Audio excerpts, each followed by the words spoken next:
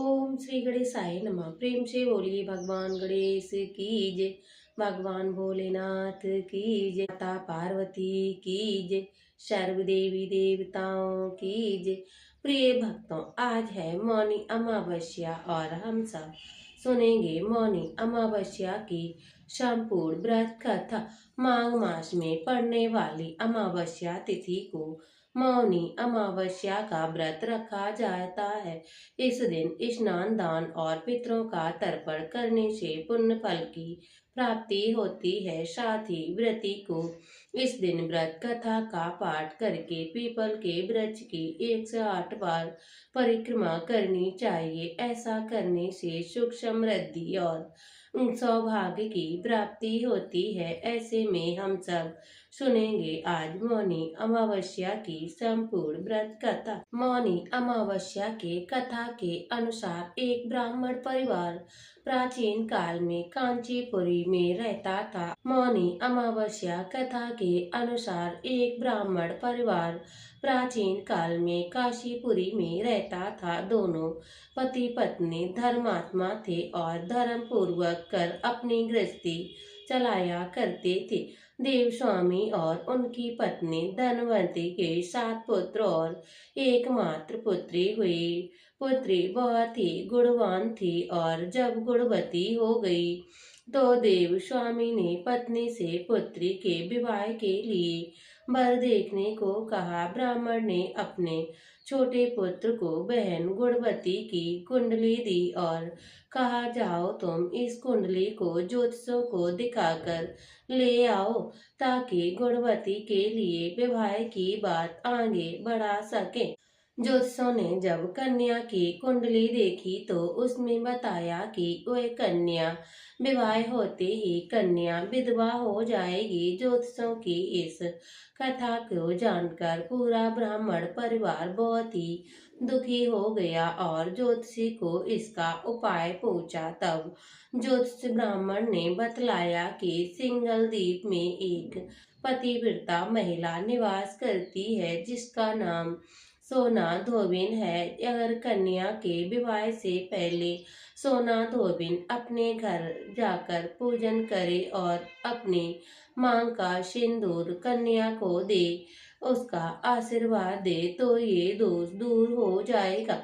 इसके बाद ब्राह्मण ने अपनी पुत्री गुणवती और छोटे भाई के साथ सिंगापुर में भेज दिया, जहां दोनों भाई बहन सागर किनारे पहुंचने के बाद उसे पार करने का तरीका खोजने लगे, लेकिन समुद्र को पार करने का कोई रास्ता नहीं मिला। दोनों भूखे प्यासे भाई बहन पीपल वृक्ष के नीचे बैठ गए। वह भाई बहन दोनों वहां आराम करने लगे। वहीं पीपल के वृक्ष में एक गिद्ध का परिवार भी रहता था और घोंसले में केवल गिद्ध के बच्चे मौजूद थे, जो सुबह से भाई बहन की बातों और क्रियाकलापों को देख रहा था।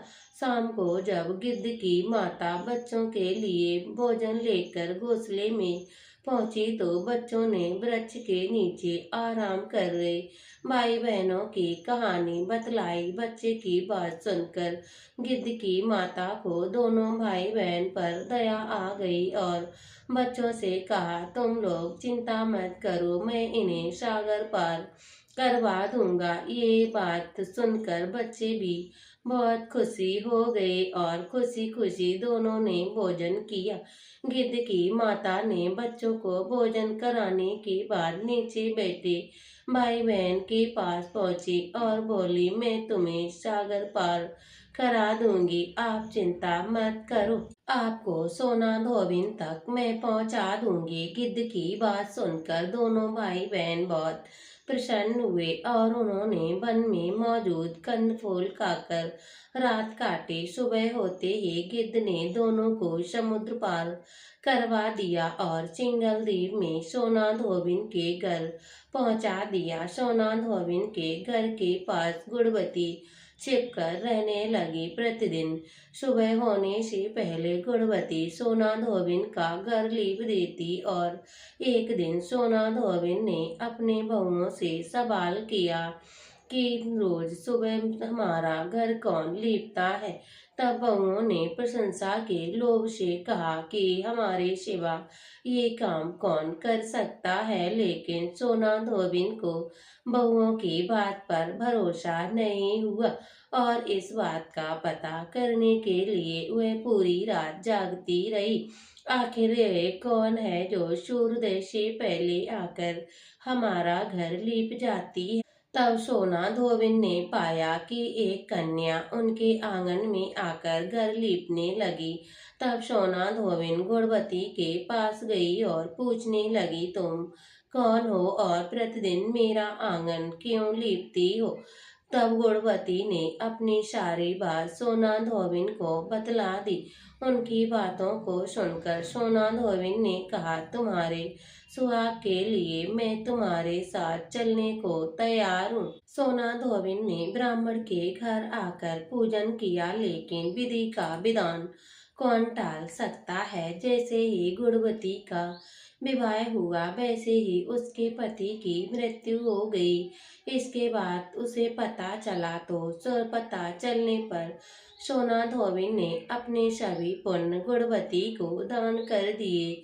उनके पुण्य के चलते गुड़वती का पति जीवित हो गया और लेकिन पुण्य की कमी होने के चलते सीमा को सोना धोबिन के पति को बेटे की मृत्यु की हो गई। सोना ने अपने घर से निकलते समय बहुओं से कहा कि अगर मेरे लौटने से पहले मेरे पति और पुत्रों को कुछ हो जाए तो उनके शरीरों को संभाल कर रखना। अपनी सास की आज्ञा का पालन करते हुए बहुओं ने सभी के शरीर को संभाल कर रखा। दूसरी ओर सोना ने सिंगल द्वीप वापस जाते वक्त रास्ते में पीपल का वृक्ष की छाया में भगवान श्री हरि विष्णु की पूजा की और 108 बार पीपल की परिक्रमा की। इसी पुण्य के प्रभाव से सोना धोबिन के घर वापस पहुंचने ही उसके पति और बेटे को जीवित हो गए। इसीलिए मौनी अमावस्या के दिन व्रती को कथा सुनकर पीपल के वृक्ष की 108 बार परिक्रमा जरूर करनी चाहिए। ये तो थी मौनी अमावस्या की संपूर्ण व्रत कथा। तो प्रेम से बोलिए भगवान श्री हरि विष्णु की जय, भगवान भोलेनाथ की जय, माता पार्वती की जय, सर्व देवी देवताओं की जय हो।